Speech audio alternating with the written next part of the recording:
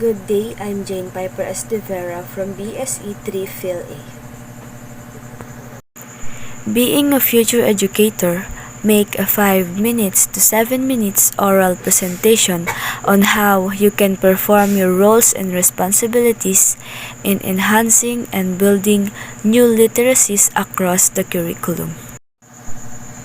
It is difficult to be a BSE student. People have high expectations of future educators, as we all know. They claim that BSE course was easy and simple. What is that, future educator, but the grammar is incorrect? I hear a lot of people say this. That's perfectly normal, my friend. We study to learn after all. What they don't realize is becoming a future educator necessitates commitment, regardless of the path chosen. So, before you take or do a BSE course, you must sincerely want to do so, not just being pushed to. You took the BSE course because your parents wanted you to. When it's like that, you're not going to last in the education department. Being a teacher has been a lifelong dream of mine since I was a child.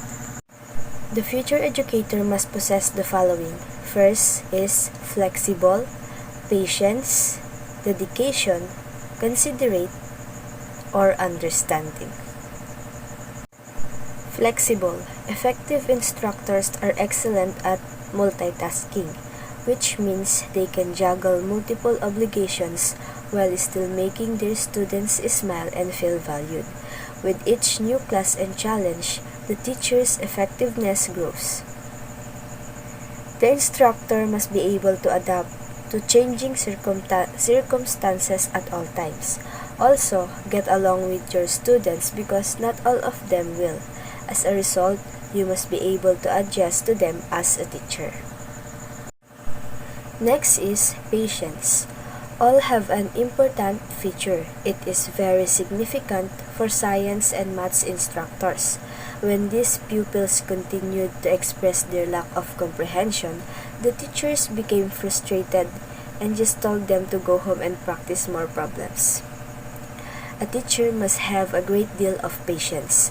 Your students will not always follow you. Students also struggle to follow along since they do not have the same ability to do so. As a result, as a teacher, you must be patient enough to repeat what you've taught so that others can understand. The next one is dedication. A competent teacher is committed to their work and to educating their students, which is perhaps the most visible of attributes. A dedicated teacher not only enjoys their profession and enjoys teachings, but they also strive hard to make their classroom a better place for everyone. The last one is considerate or understanding. Kindness and consideration are important qualities in a teacher. They assist students with their concerns while remaining unobtrusive.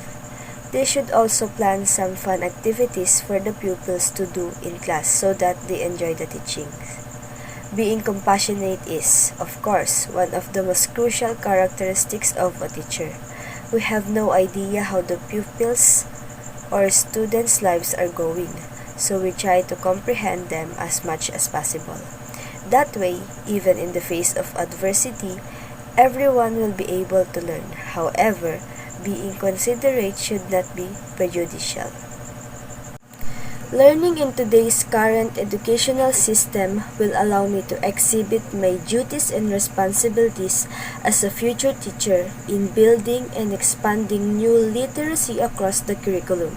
It will be beneficial if you study it. It will be beneficial to teach my future students. I can share what I've learned with, in order for them to benefit from what I've learned. Future educators must pay attention to teachers' lessons and seek guidance on how to employ various tactics to make teaching more successful.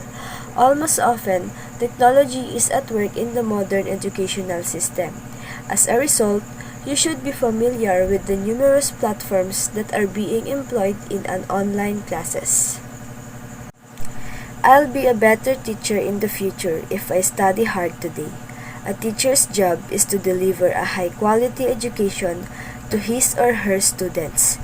Being a teacher is like crossing a bridge with no limits, but the bridge will allow students to reach their goals.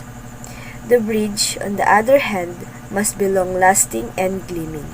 Teaching must be polished, just like a teacher, in order to leave a lesson in the students' minds. Teachers have a difficult job because they are responsible for developing and preparing future teachers. Globally competitive teachers must be produced. Everything I've learned so far and everything I learned today, I'll share with my future students. I will be able to perform my roles and responsibilities as a teacher as a result of that.